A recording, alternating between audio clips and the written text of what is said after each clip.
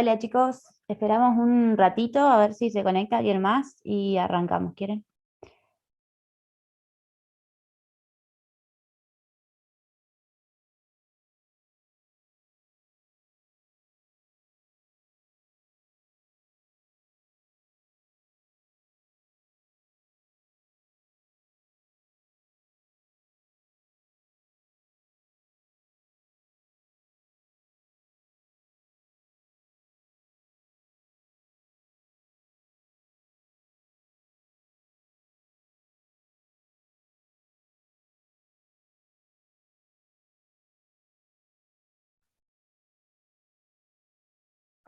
Aire, ¿querés que arranquemos o esperamos un ratito más? Sí, por mí arranquemos.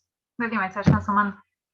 Bueno, bueno, yo soy Mariana y vamos a dar la unidad 10. Ay, no veo nada. Acá. No sé si la pudieron hacer, si la chusmearon por lo menos.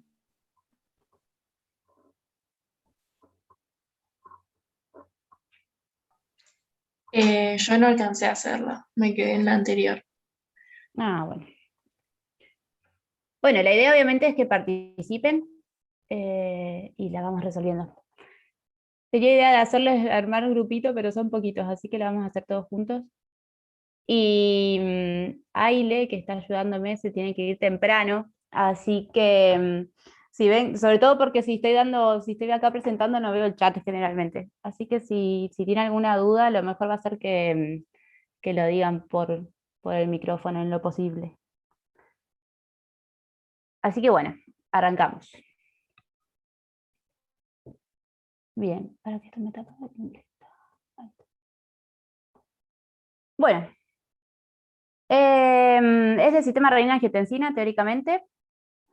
Y el primer punto dice, el camino que los líquidos hacen por el interior de las nefronas yuxtamedulares inicia en la corteza, desciende hacia la médula, rama descendente de la asa de Henle, vuelve a la corteza, rama delgada y gruesa ascendente de la asa de Henle, pasa una vez más por el interior de la médula, tubo contorneado distal y tubo colector medular, y termina en un cáliz renal.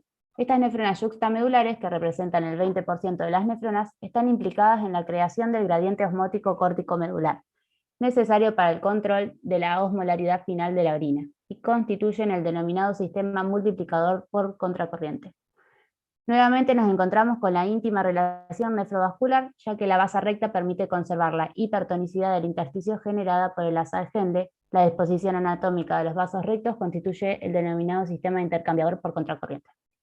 Analice el modelo adjunto, identifique la disposición de ramas de asa de Henle y basa recta, y el B señale la dirección del recorrido del flujo por ambas estructuras.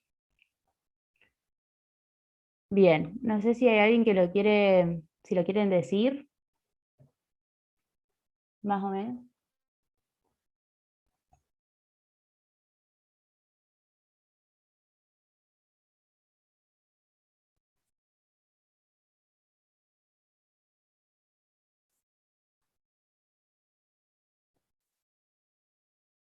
Bueno.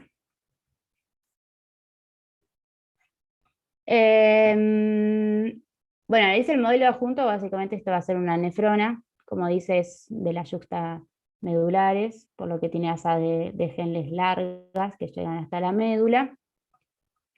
Y dice, identifica la disposición de ramas de asa de Henle, vamos a tener la asa de Henle descendente y la ascendente con su rama gruesa, y de la basa recta, que esta sería desde la arteriola, se forman los vasos rectos y vuelven hacia la vena. Y dice, señale la dirección del recorrido del flujo por ambas estructuras, y esto, acá les voy a hacer un parate. Porque en este dibujo se ve de una forma, pero esto depende mucho de cómo esté el dibujo. Ahora les voy a mostrar el otro, que es del Guyton, que ahí van a ver lo que digo. Lo que sí, un tip para ver de esto, es cómo está dibujada esta nefrona. Vieron que generalmente salen como con el glomérulo mirando para allá. Entonces aparece el glomérulo, el túbulo contorneado, el asa de Henle, el túbulo contorneado y el colector. ¿Qué pasa? Si algún día le hacen dibujar una nefrona, dibújele de esta forma, porque acá es donde se ve la relación de la mácula densa, ¿bien?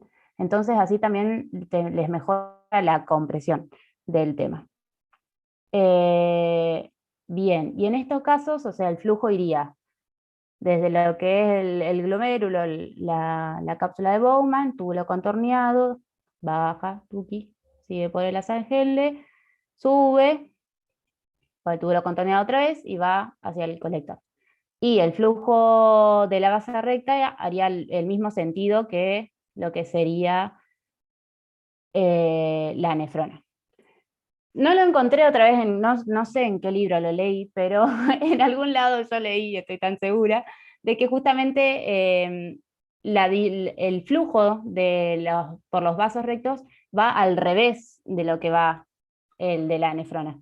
Así que si alguien lo ha leído y recuerda dónde, por favor avíseme. Sí, creo que en otra guía también estaba el mismo dibujo y habían dicho lo mismo, que estaba era al revés. Bien, yo El sabía. Bueno, y dibujito es más, que nos pusieron en la guía estaba mal, pero como que lo seguían poniendo.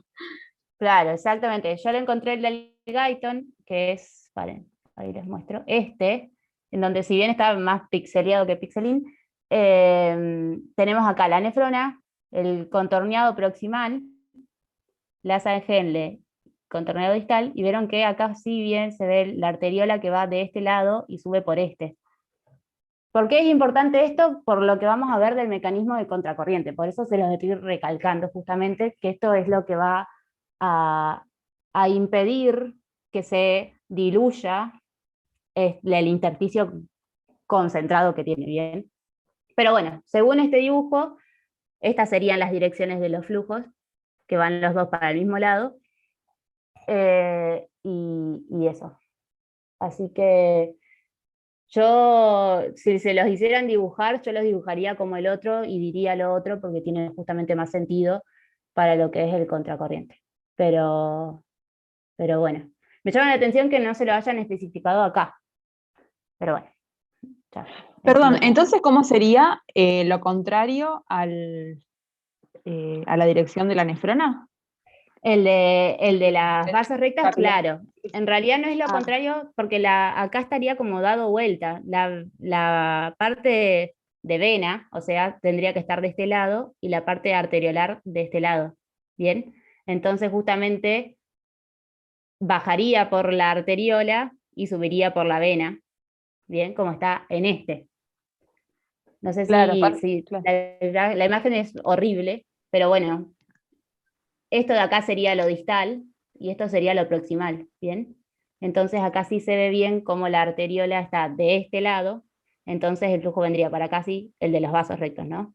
Y sube por la parte de las venas para llegar a la vena cava, y el flujo de la nefrona va al revés, vendría de proximal, asa de Henle, Claro.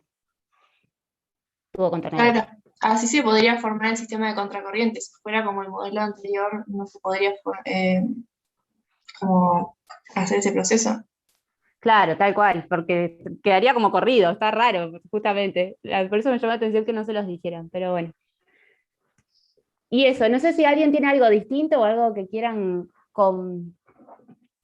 sumar a este. Si no, seguimos.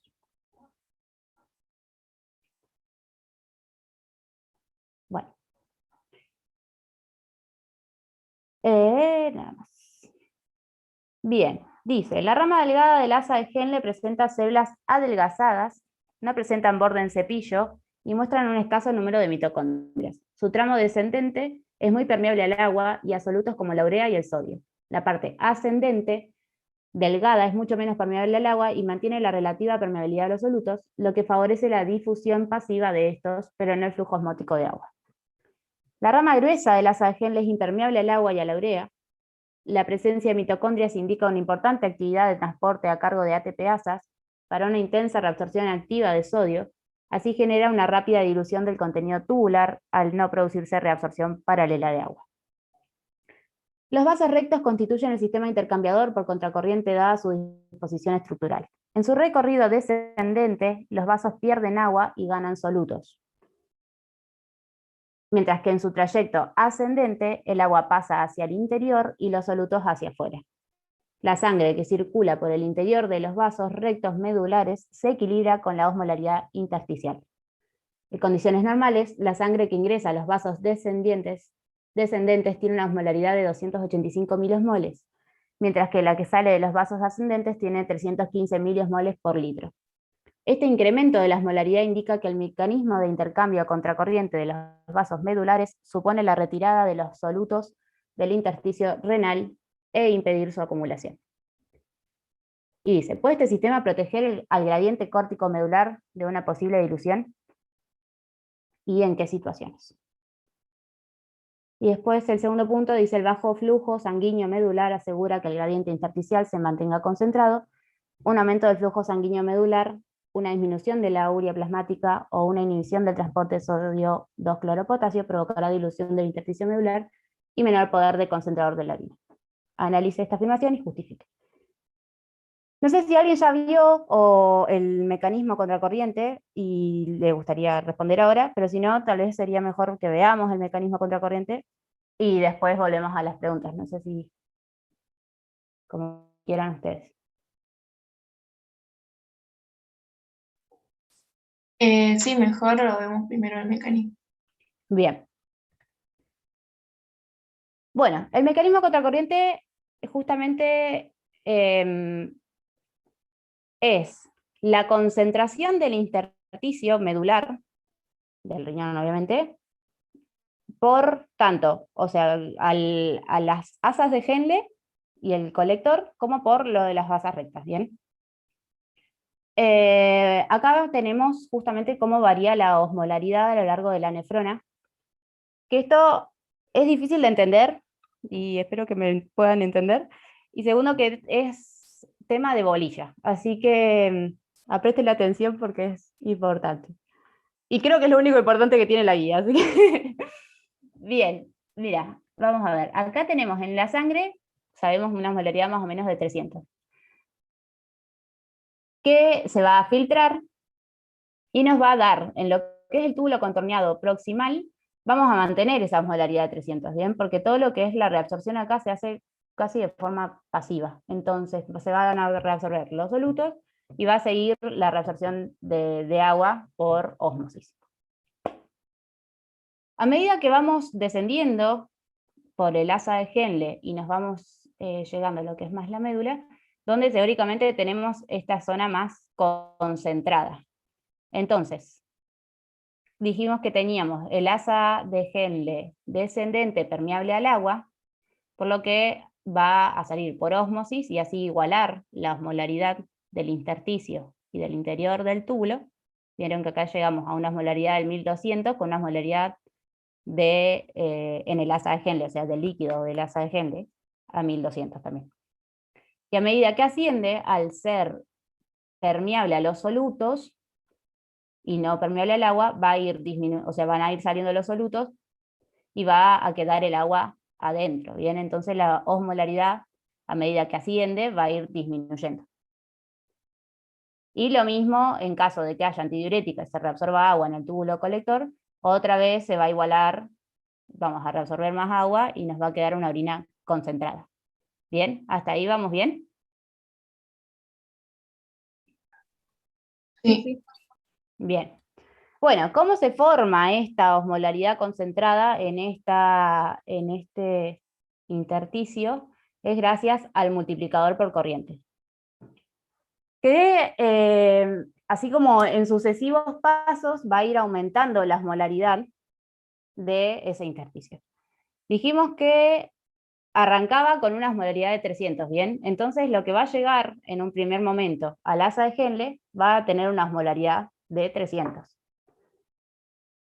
Entonces llega por la descendente, sube, y dijimos que en esta parte de acá era impermeable al agua, pero permeable a los solutos. Bien, entonces gracias a la bomba sodio, 2-cloro, potasio, sale el sodio, el cloro y el potasio, entonces nos disminuye la osmolaridad, ¿bien? Y nos aumenta afuera. Entonces, Seguimos. En el tercer paso vamos a tener entonces, ahora gracias a esta aumento, a esta salida de solutos, un aumento en el intersticio, por lo que acá, que era permeable al agua, se van a igualar las osmolaridades y va a tener la misma molaridad que sería el intersticio, ¿bien? Está líquido, porque esto siento que es difícil de explicar. Esto es como, va a seguir viniendo líquido y esto se va a ir aumentando las osmolaridades. A eso voy, por eso voy y vengo con el asa de Helmholtz.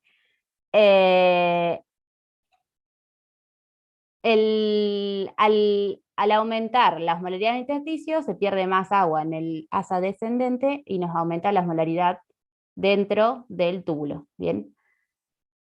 Como va a seguir llegando agua desde el túbulo contorneado proximal hacia el asa de Helmholtz, como si esto va a ir subiendo, entonces ahora ya en el asa de Helmholtz ascendente, nos va a llegar toda esta parte de líquido que tenía una osmolaridad de 400, ¿bien? Lo que va a hacer que justamente va a salir más soluto hacia el intersticio, como se ve aquí. Bien, entonces de esta forma, repitiéndose todo esto a medida que llega más líquido por el túbulo contorneado proximal, va a ir aumentando la osmolaridad hacia el intersticio, lo que va a lograr que se pueda salir más soluto del lado ascendente. Y así, repitiendo ese proceso, es como se llega a los 1200 miliosmoles. ¿Bien? ¿Por qué 1200 miliosmoles? Porque es como el punto de corte que tiene la bomba esta, sin que se vuelvan a reabsorber por diferencias de gradientes. ¿Bien? Por eso es como lo máximo que se puede llegar es los 1200. No se puede superar de eso. Y el otro detalle también importante es que entre el ascendente, o sea, entre estos dos valores, siempre hay una diferencia de 200 miliosmoles por litro, ¿bien? Que es como el valor que puede llegar a dar también la misma bomba.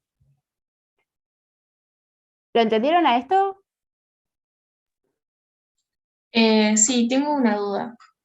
Dime. Entonces, si el punto de corte es a los 1200 por la saturación de la bomba, eso indicaría que en el asa ascendente como que deja de absorberse, de salir hacia afuera del túbulo, como el intersticio. Claro, en realidad, o sea, como de lo más, porque si ven, o sea, esto, lo más bajo que puede llegar es acá, ¿bien? Son esos 1200. Pero acá arriba va a ir disminuyendo esa osmolaridad, entonces van a seguir saliendo solutos. No sé si es eso lo que me preguntas. No es que Sí. llega a 1200 y la bomba se inhibe, ¿bien? Eso se sigue manteniendo, pero más arriba. Solo que acá abajo sí llega solamente a 1200. ¿Bien? Gracias. Sí. Bueno, entonces, ¿cuál es el fin justamente de estos 1200 de miliosmoles? Es que a medida que suba por el asa ascendente y el túbulo contorneado distal, se van a seguir reabsorbiendo solutos y nos va a dar un líquido hipotónico otra vez. ¿Para qué? Para que cuando llegue al colector y ante la presencia de una antidiurética, como acá vamos a tener una osmolaridad de 1200 y acá adentro de 300, el agua va a reabsorberse. Bien, el agua va a salir por las acoporinas que va a estar la antidiurética y va a reabsorberse y nos va a dar una orina de 1200 miliosmoles, bien concentrada. ¿Bien? Eso está.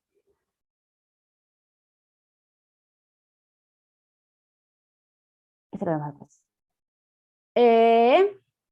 Y con esto, acá tenemos lo de la base recta justamente. ¿Por qué? Porque imagina, o sea, obviamente que todo esto no es que queda ahí en el intersticio, sino que está en constante intercambio con la sangre que fluye por la base recta. Que si bien es poca y suele ser lenta, que es una característica de estos vasos, y que justamente te da, la importancia de esto es que no te lave todo lo que lograste concentrar acá abajo, que te costó un montón. Entonces, tenemos la sangre va a tener la osmolaridad que tenemos en todo el cuerpo de 300 miliosmoles acá arriba, ¿bien? Entonces, cuando va a ir descendiendo con ese flujo lento y poco flujo, por la arteriola va a ir captando como los solutos a medida que baja para llegar se va a igualar a la osmolaridad que tiene en la médula. Y cuando retorne por las venas, al ir despacio, justamente le da tiempo a que los solutos salgan, se podría decir, y vuelvan al intersticio, y no se lleve toda esta concentración de solutos hacia la parte sistémica, sería. ¿Bien? Por eso es también lo que yo digo, esto de que si este flujo va para acá, vamos a tener de este lado la vena y de este lado la arteria, y de esta forma, o sea, esto también está al revés. Estaría por acá la arteria, así que baja, y la vena por acá. Entonces, se va a ir llenando de solutos acá, y acá los va a ir soltando. Entonces, toda esta parte de acá mantiene su osmolaridad, y esto sigue en funcionamiento en el caso que lo necesitemos, ¿bien? ¿Se entendió? Sí, se entendió. Sí, se entendió. Buenísimo. Bueno, y justamente todo esto obviamente va a estar en funcionamiento cuando uno necesite hacer orinas concentradas, que cuando creen que va a ser necesario disminuir la excreción de agua. ¿En una deshidratación? Claro, deshidratación, hemorragia. muy bien, exactamente, son esas situaciones en donde uno necesita quedarse con todo el agua posible, ¿bien? Bueno, y además del sodio y del cloro que salen por la bomba sodio-potasio, tenemos a la urea, o urea, que cumple un rol muy importante dentro de esta hiperosmolaridad del intersticio. Alrededor del 50% es gracias a la urea, que justamente tiene un circuito, ¿bien? Entonces, la urea, no sé si saben, es un producto final del metabolismo de los productos nitrogenados que se excreta por riñón, ¿bien? ¿Qué pasa? Se va a filtrar toda la urea, por eso es que dice 100%, y en el túbulo proximal se reabsorbe de forma pasiva, ¿bien? Junto con el agua, junto con el sodio, va la urea hacia el intersticio.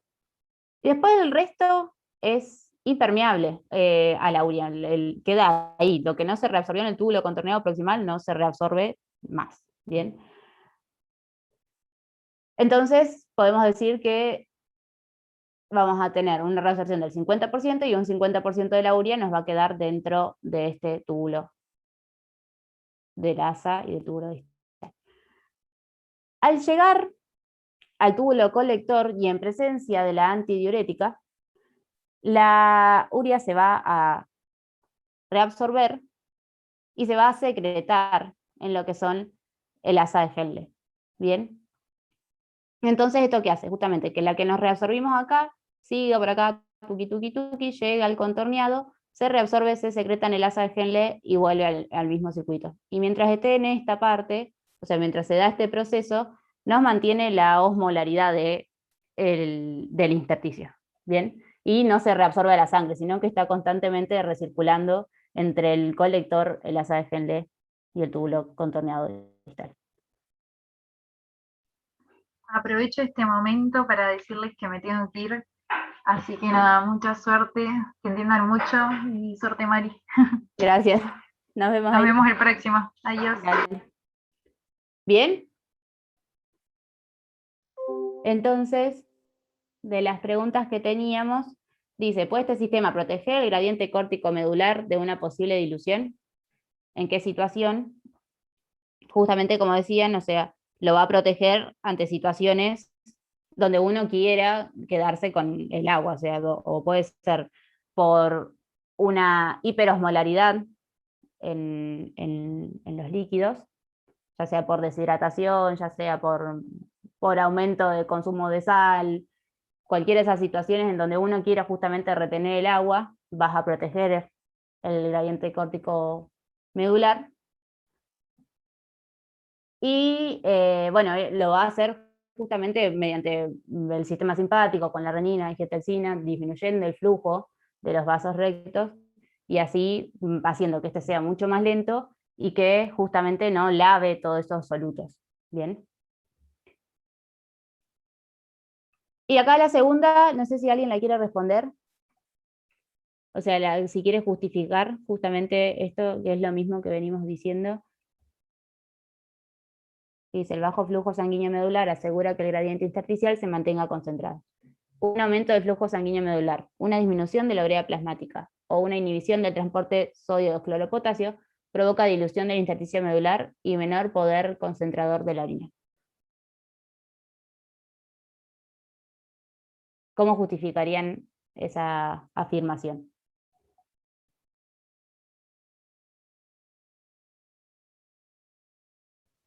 Por el hecho del aumento del flujo sanguíneo, puede ser por esto que vos decías de que se lava, o sea, si aumenta el flujo sanguíneo no va a poder,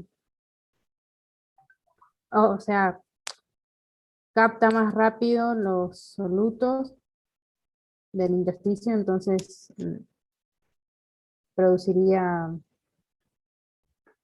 que disminuya la osmolaridad del intersticio medular. ¿Puede ser? Exactamente, tal cual. No le da como el tiempo de hacer el intercambio de los solutos y se lo llevaría todo.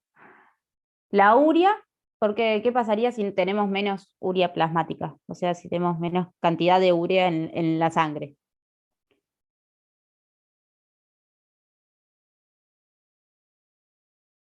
No sé,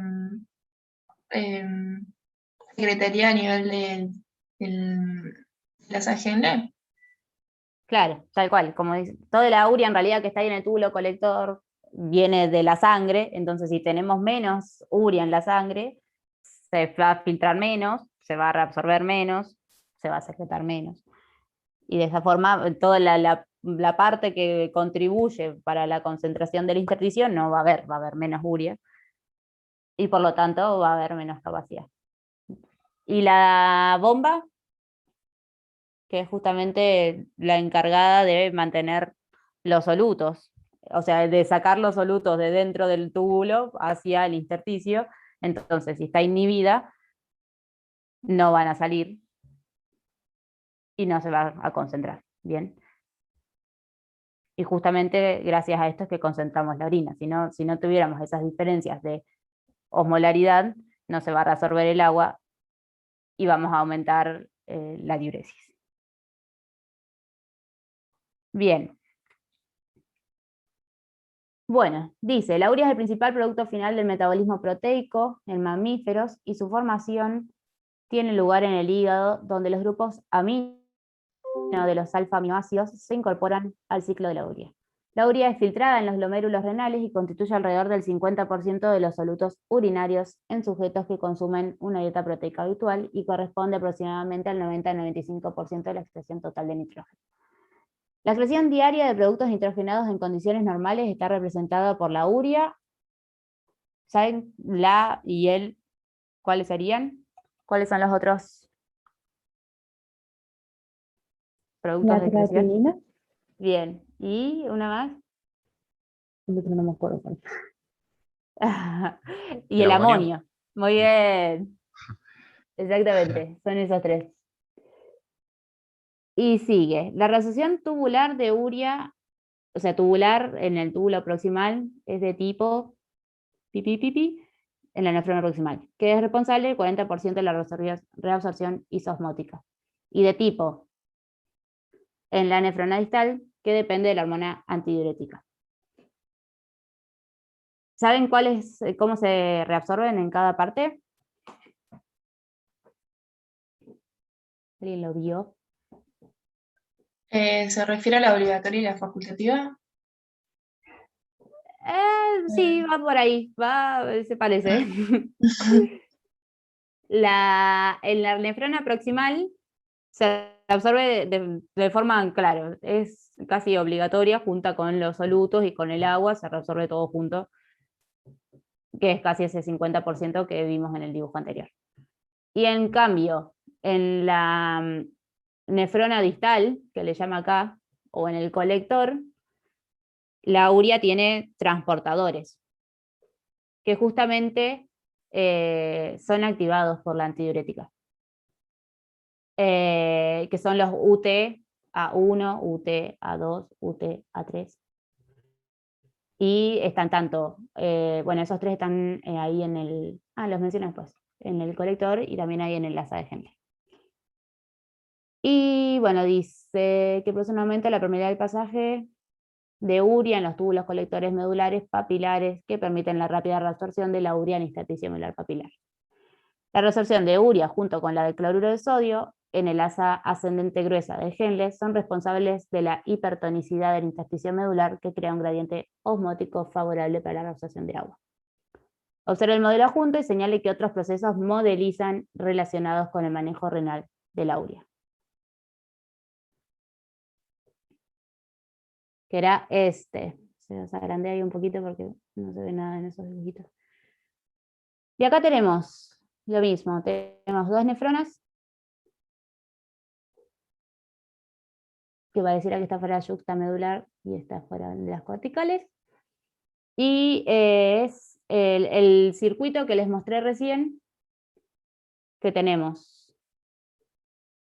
de acá, o sea, vendría por la sangre, que te queda de remanente un 100%, o sea, que te va a estar acá dentro del túbulo, se reabsorbe un 50% en el túbulo contorneado proximal, por lo tanto nos va a quedar otro 50% en el túbulo.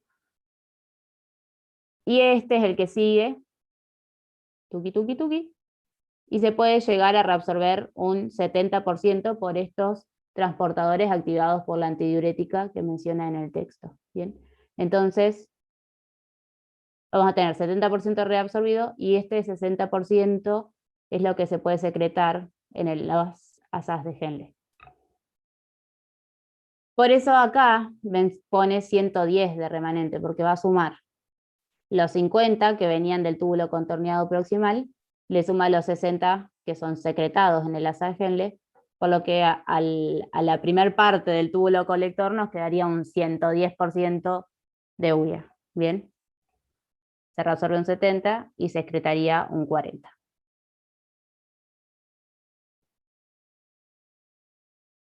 Entonces, ¿qué otros procesos, observa el modelo junto y señala qué otros procesos modelizan relacionados con el manejo de la urea? Y acá habla solamente de la reabsorción. Entonces también se ve la secreción y la excreción. ¿Bien?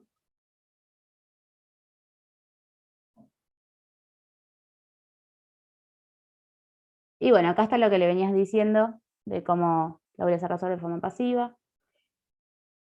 Se los dejé escrito para cuando suba el power. Y acá están mencionados los transportadores de la urea. Bien. Dice, el pasaje de la urea es mediado por transportadores de urea y se identificaron varios tipos. UTA, localizados en los túbulos renales, y transportadores de urea tipo UTB, presentes en los eritrocitos y células endoteliales. A su vez, 4 isoformas de UTA se localizan en la médula renal.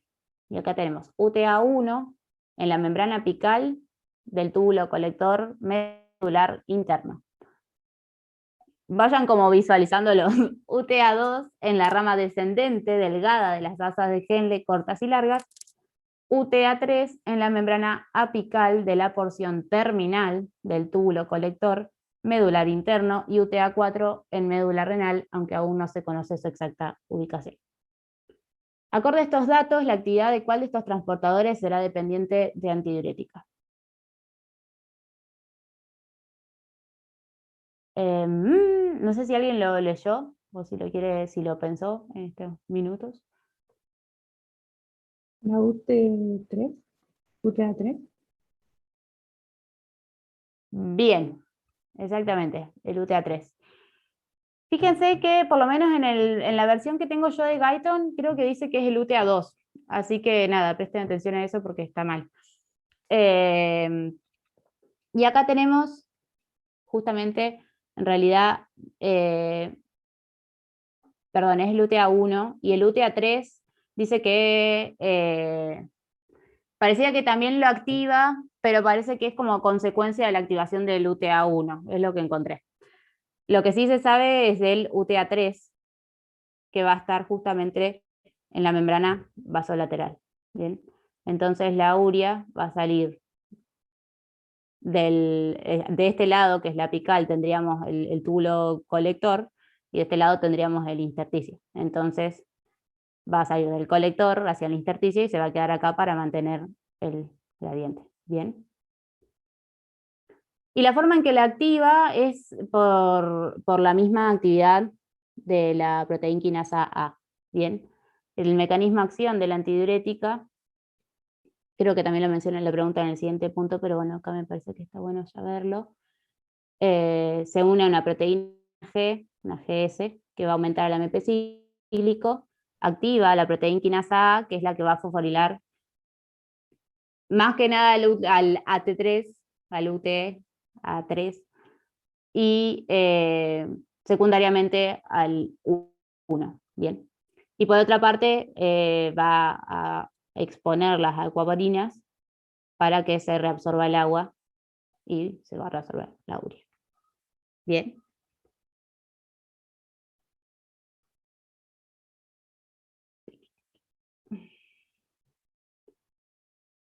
Entonces yo pondría el 3, que es lo que encontré.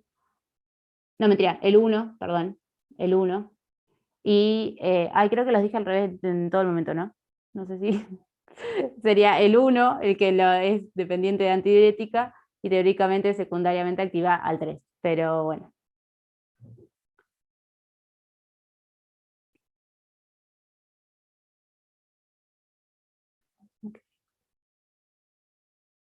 Bien, ¿alguna duda con esto? ¿O seguimos? Por ahora no. Bien. Describe las interacciones entre el asa de Henle y los conductos colectores en la formación de una orina concentrada. ¿Qué función cumple la hormona antidiurética en este proceso y cuál es su mecanismo de acción? Y esto no es mucho más de lo que venimos hablando, básicamente. Justamente, ¿qué vamos a tener? Esto sería una asa de Henle, el túbulo colector, que justamente gracias al mecanismo contracorriente, con el aumento de la osmolaridad en el intersticio, vamos a tener una reabsorción de agua en todo lo que es la descendente y una reabsorción de solutos en lo que es la ascendente. Bien. En el túbulo colector, gracias a la antidiurética, se colocan las acoporinas, se va a reabsorber más agua y la urea que nos va a mantener el intersticio hiperosmolar. Bien. Entonces, ¿qué función cumple la hormona antidiurética en este proceso? Justamente es la de reabsorción tanto de agua como de urea.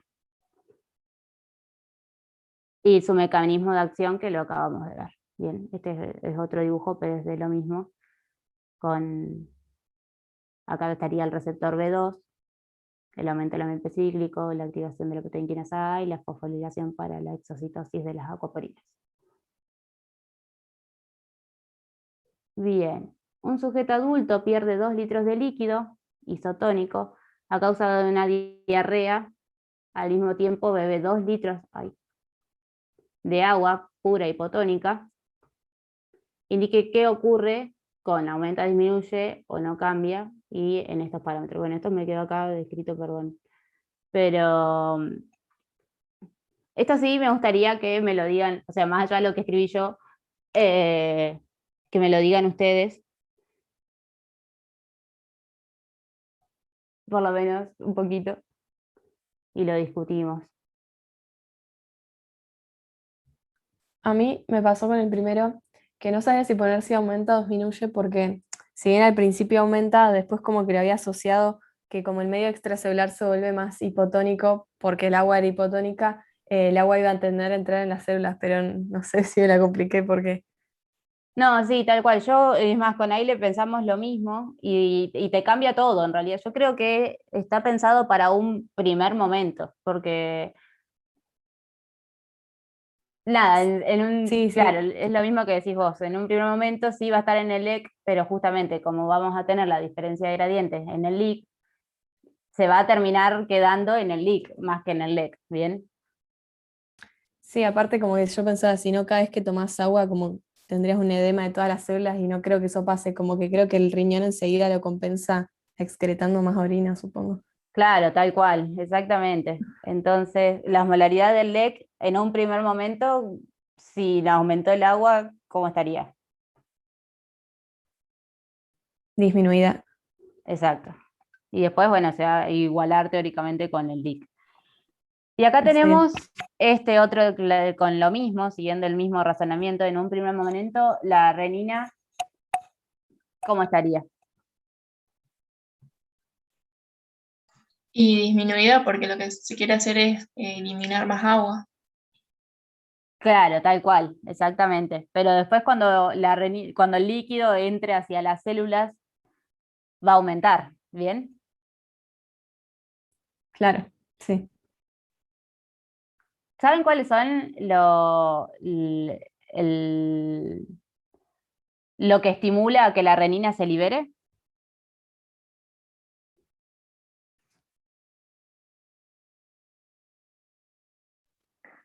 ¿Puede ser una disminución del cloruro de sodio? ¿En dónde? Em, sí, sé que era, a ver, pará. Cerca del túbulo contorneado distal, puede Muy ser. bien, exactamente. ¿Qué hay? ¿Qué hay? O sea, ¿qué lo sensa eso? ¿Puede ser la mácula densa? Claro, exactamente. Y ahí volvemos a lo que es, se los voy a mostrar, a ver si acá se ve, lo que es en estos dibujos, porque justamente esa disminución del cloruro de sodio se va a dar porque se va a reabsorber todo en lo que es el asa de Henle ascendente, ¿bien? Entonces, ya sea porque hay deshidratación o porque hay poco, o el flujo va a ir más lento, se va a reabsorber más cloruro de sodio, y a esta porción de acá, del túbulo contorneado distal, donde está la mácula densa, va a haber menor cantidad de cloruro de sodio, ¿bien? Y eso va a hacer que se libere renina. Muy bien, exactamente es eso. Que yo también lo pensaba en este punto, que si tomó hipotónico, o sea, vamos a tener una menor cantidad de cloruro de sodio, teóricamente porque va a estar con una osmolaridad menor, la renina también debería aumentar, ¿bien? Pero no sé, no, la tengo en duda a la pobre renina, no sé exactamente. Sí, es obvio que cuando entre el agua al LIC va a aumentar la renina, eso estoy segura, pero en una primera instancia va a haber menos cloruro de sodio, que es justamente el estímulo para la liberación de renina. Pero bueno, va a tener una presión normal, entonces eso es lo que a mí me hace ruido.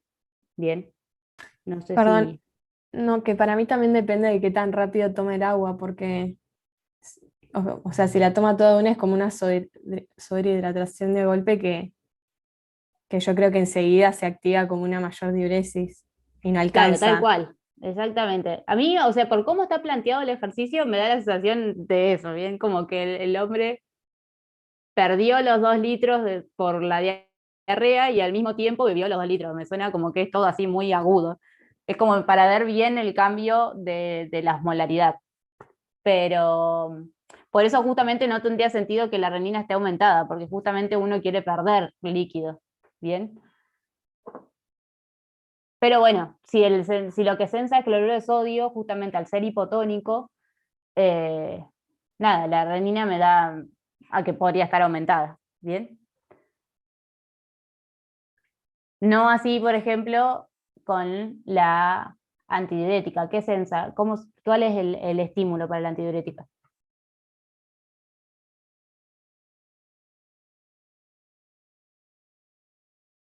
¿Alguien sabe cómo se libera? Puede ser la disminución de, no sé, capaz que digo cualquier cosa, del volumen de líquido, digamos, o la volemia. Nada que ver. No, de la volemia no. Sí, sí, bueno, puede ser disminución de presión, pero ¿qué es más importante? ¿Alguien sabe qué son los osmoreceptores? Claro, ellos son los que van a captar la disminución de la presión y están en los senos carotidos. Claro, esos son varoreceptores. Varoreceptores. Los osmoreceptores sensan osmolaridad. ¿Bien? Y esto, o sea, justamente vamos a tener los osmoreceptores que están en una parte del hipotálamo, ¿bien? Justamente que tienen contacto que están fuera de la barrera hematocefálica, por lo que tienen contacto con la sangre sistémica. Entonces, al sensar osmolaridad, justamente ante aumentos de osmolaridad, que se van a producir el reflejo del osmorreceptor, se hinchan las células, bla, bla, bla, se libera antidiurética para reabsorber agua y así disminuir la osmolaridad. ¿Bien? En este caso, pensando que es una situación aguda en donde el hombrecito se tomó los 2 litros de agua así de una, la osmolaridad va a estar baja, justamente. Entonces la antidiurética debería estar baja. ¿Bien? Sí, Sí, sí. Bien. ¿Y la aldosterona? ¿Cuál es el estímulo de la aldosterona? ¿Saben?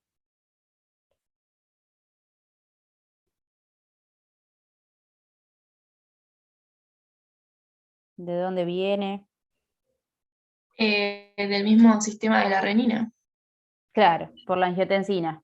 Ujú. Y bueno, también la hiperpotasemia produce la liberación de aldosterona. ¿Por qué piensan que la hiperpotasemia puede producir la liberación de aldosterona?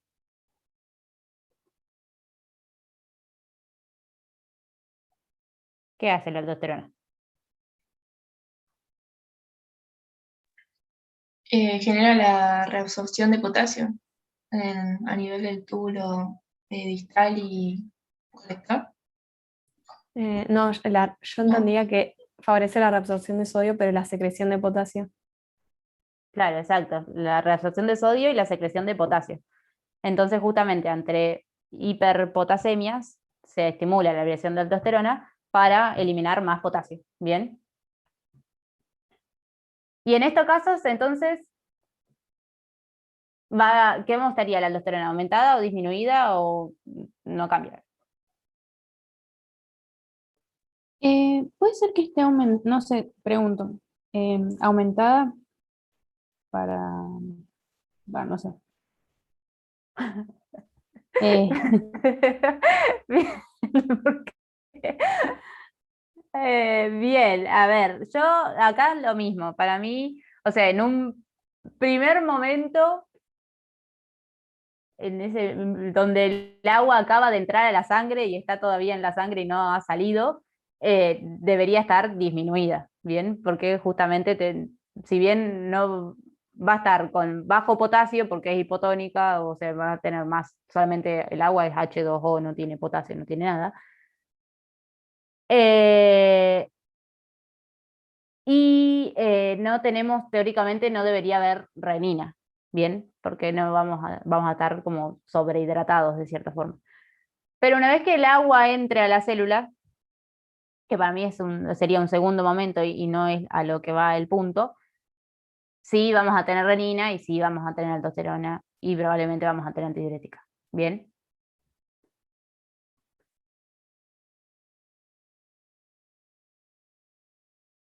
Yo creo que, o sea, lo más importante de estos puntos es saber esto, justamente qué son, o sea, por qué se secreta cada cosa, cada hormona en este caso, ¿bien? Cuáles son los estímulos y así uno lo puede razonar. eh, Ah, ¿puedo hacer una pregunta? Perdón. sí, sí. Me quedé con lo de la aldosterona porque si favorece la reabsorción de sodio, digamos, em, vos habías dicho que estaba disminuido. En el caso Claro, de... en este caso estaría disminuido. Pero, Bien. y entonces, No, ¿qué que, pasó?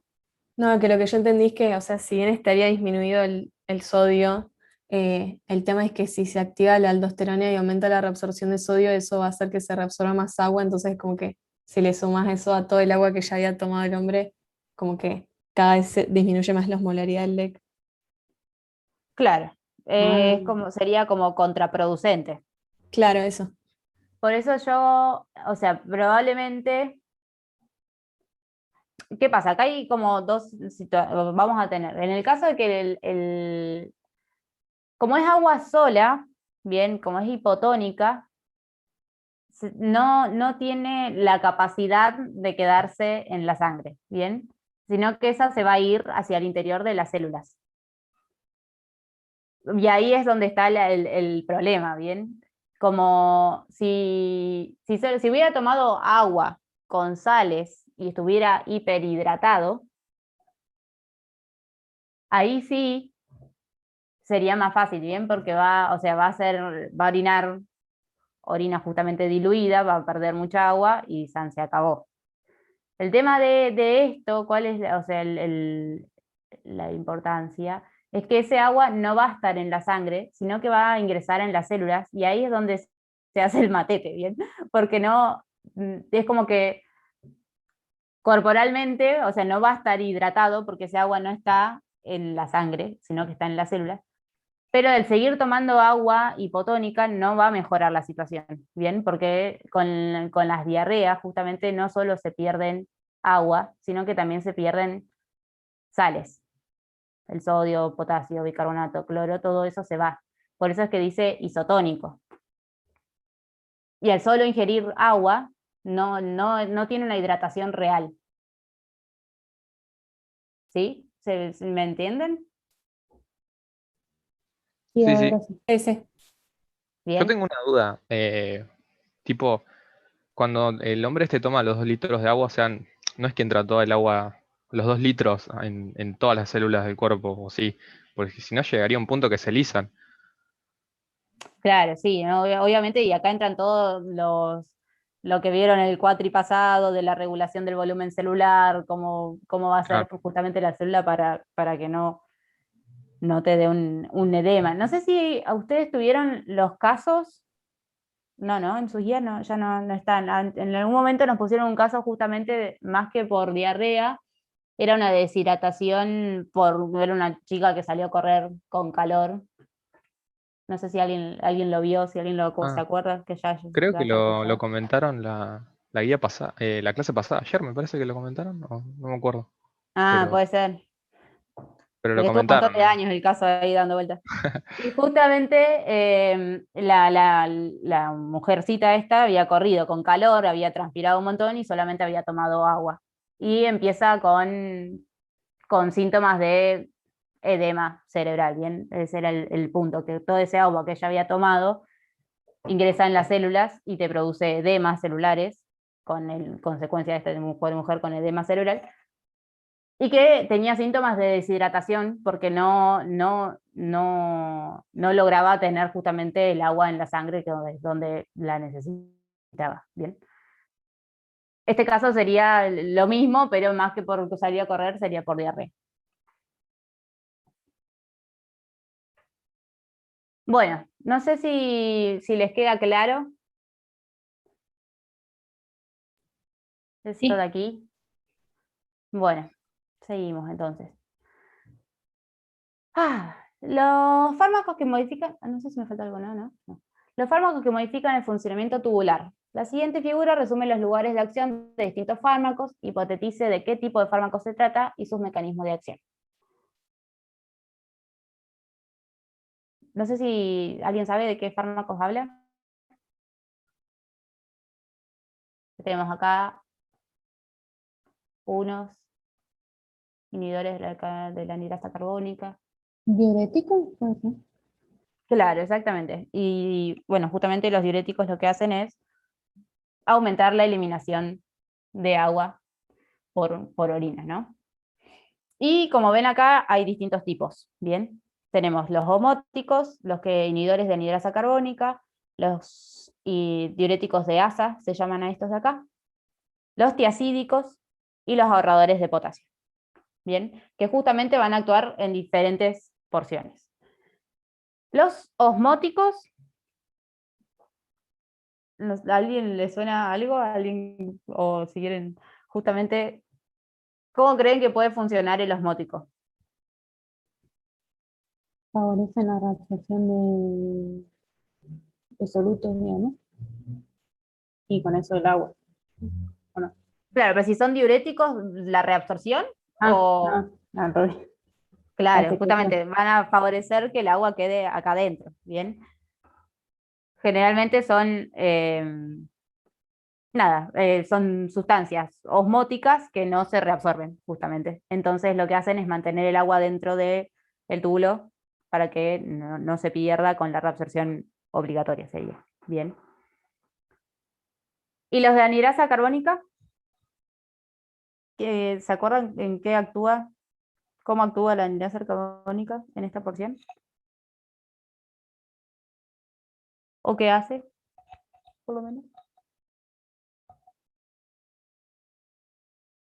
Bueno, la anhidrasa carbónica era la enzima justamente que cataboliza la unión del agua con el dióxido de carbono para formar ácido carbónico. ¿Cuál es el fin de esto en realidad de inhibir esta anhidrasa carbónica? Es que justamente se forma el ácido carbónico que se va a dividir en protón y en bicarbonato. El bicarbonato se reabsorbe y el protón sirve para la reabsorción de sodio. Bien, entonces al inhibir la anhidrasa carbónica no se produce este protón, por lo que se reabsorbería menos sodio. Bien, así actúan los inhibidores de la anhidrasa carbónica. ¿Se acordaban de esto? ¿Vieron cómo se reabsorben las cosas en el riñón? ¿O es la primera guía de riñón esta?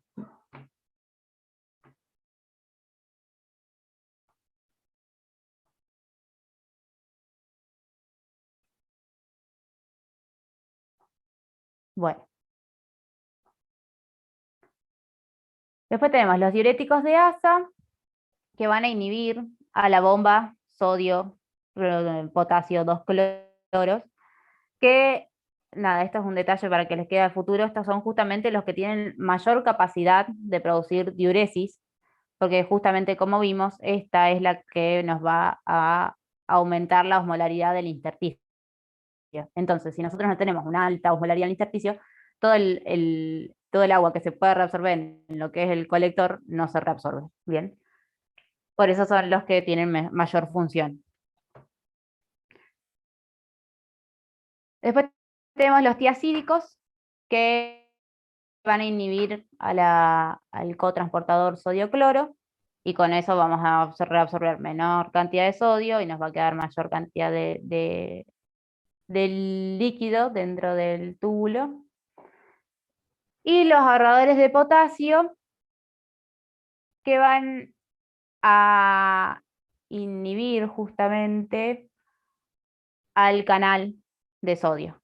Bien, ¿se acuerdan que recién dijimos que la aldosterona estimulaba tanto a la reabsorción de sodio como la secreción de potasio, y además estimula a la bomba sodio-potasio, que es la que nos va a terminar de reabsorber el sodio de donde sale el potasio? Entonces, al inhibir los canales de sodio, no se reabsorbería el sodio y no se perdería potasio. Por eso se llaman ahorradores de potasio.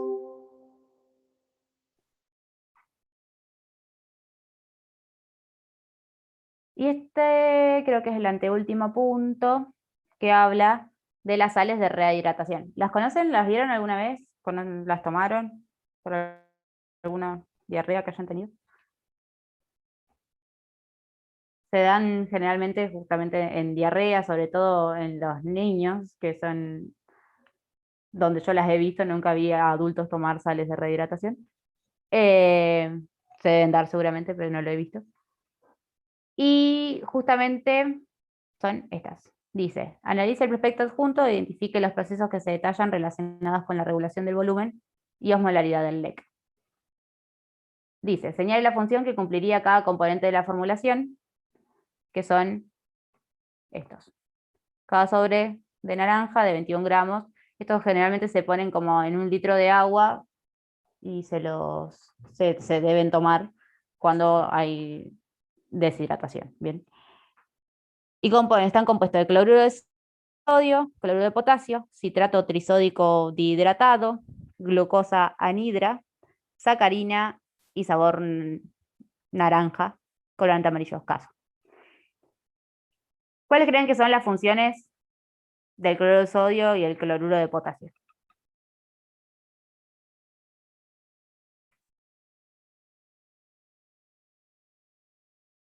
¿Alguien sabe o se lo imagina?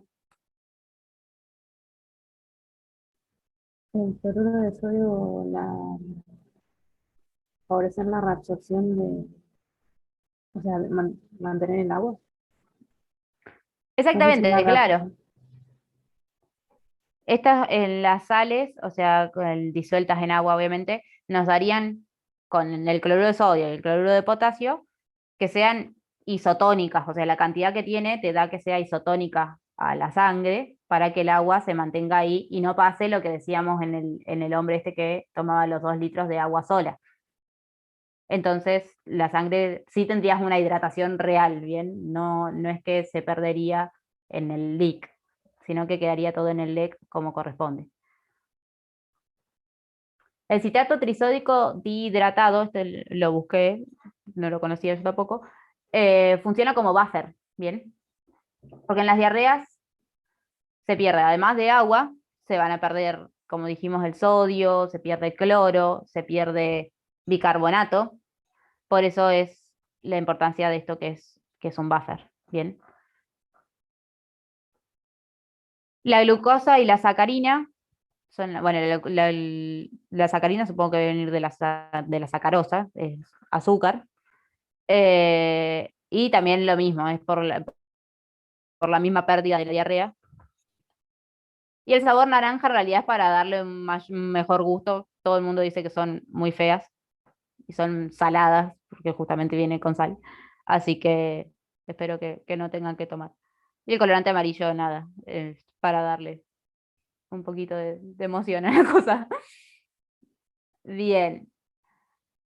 Los fundamentos fisiológicos de la acción terapéutica es lo mismo que venimos diciendo, no sé si alguien lo quiere decir.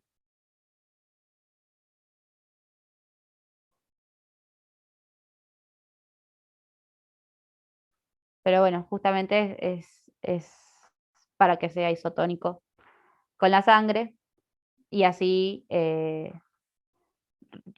produzca una verdadera hidratación. Y lo que tienen esto justamente es que tiene las cantidades que uno necesita. No sé si muchas veces en la guardia te dice que tomes gaseosa o que tomen Gatorade, lo que teóricamente está mal, ¿no? Porque no tiene lo que uno necesita cuando tiene diarrea. El Gatorade es muy bueno si salís a correr, pero si estás con diarrea, la verdad que no cumple la función de la sal. Si bien es mucho más rica, no debería darse teóricamente. Lo que sí, todo el mundo lo da. Y señale por qué se recomienda para los casos de diarrea, y justamente es por esto, y porque es lo que te restituye, es lo que perdés, y además, o sea, ponele, si estuviera por vómitos, la deshidratación, no toleraría las sales, entonces por eso es que no se dan. Y el último punto dice qué ocurriría en el caso de una persona con normohidratación, pero con una dieta rica en sodio. ¿Qué piensan que pasaría? Que aumentaría la retención de agua. Exacto. Y Eso, bueno, como que aumentaría la presión, pero bueno, depende si es como una actitud crónica que tiene la persona, pero bien, tal cual. Y entonces, ¿qué se puede llegar a activar? O sea, si aumenta la cantidad de agua que tenemos. Acá sí sería como todo lo contrario a lo que venimos viendo. los varoreceptores, pero no sé. Bien. ¿Y qué buscaría en realidad el cuerpo? ¿Qué piensa qué intentaría? Yo lo que había leído es que como que esa activación de los receptores inhibe la secreción de ADH para que justamente no o sea, para que ese exceso de agua que está causando el exceso de sodio se elimine por los riñones. Claro, tal cual, exactamente. Miren, sería como una expansión del volumen, ¿bien? Entonces, tenemos como una disminución de la actividad simpática en lo que son los vasos renales, ¿bien? Que producirían vasoconstricción para que esto justamente vaya menor en flujo y más lento para que todo esto se reabsorba más. Eso se disminuye, por lo que habría vasodilatación, con lo que aumentaría el filtrado glomerular, ¿bien? Además de la actividad simpática, también tenemos el péptido natriurético auricular, ¿alguien lo conoce?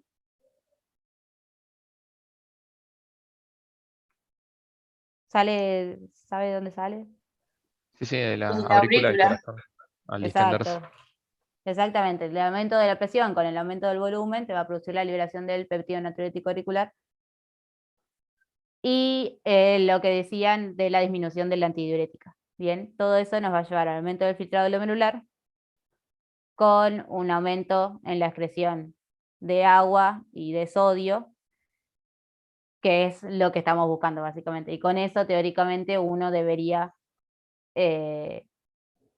retornar a la normalidad, tanto de líquido como de sodio. Y eso es la guía, chicos, no hay más nada. Vieron que para mí lo más relevante de todo esto es el contracorriente. Y bueno, esto del manejo de los volúmenes también. Después lo de los fármacos, la verdad, no entiendo para qué está. Y lo mismo con lo de las sales. Así que no sé si alguno tiene alguna duda que me quiera preguntar. Les dejo el power que tienen ahí lo que venimos charlando para que les quede. Y bueno, no grabé, me olvidé de grabar esto, así que el video no va a estar. Disculpa, tengo una pregunta. Sí, ¿Qué significa eso que dice ahí en la imagen, lo de urodilatina? Que está en el centro oh, de la imagen. sí, me mataste, a ver, ya te digo. Esto es del Bernie Levy, no sé si alguno lo lee, pero para mí es fantástico, tiene las cosas re bien explicadas. Ya te digo, no sé qué es la urodilatina. Ay, ¿dónde lo habré buscado? A ver, acá. Voy a dejar de compartir. Lo voy a buscar.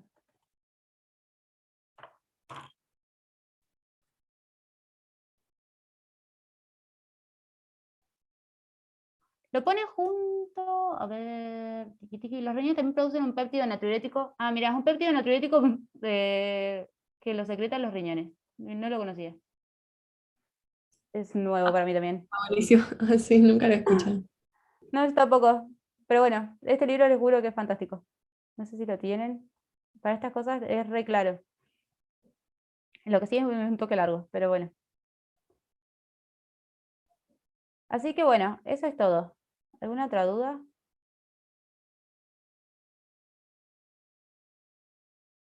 Si no, hasta aquí llegamos. No, por mi parte no. Bueno, buenísimo, entonces.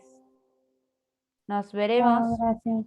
No, de nada. Gracias, Adiós. estuvo muy buena. Chao, gracias. Chao, gracias. Chau, chi.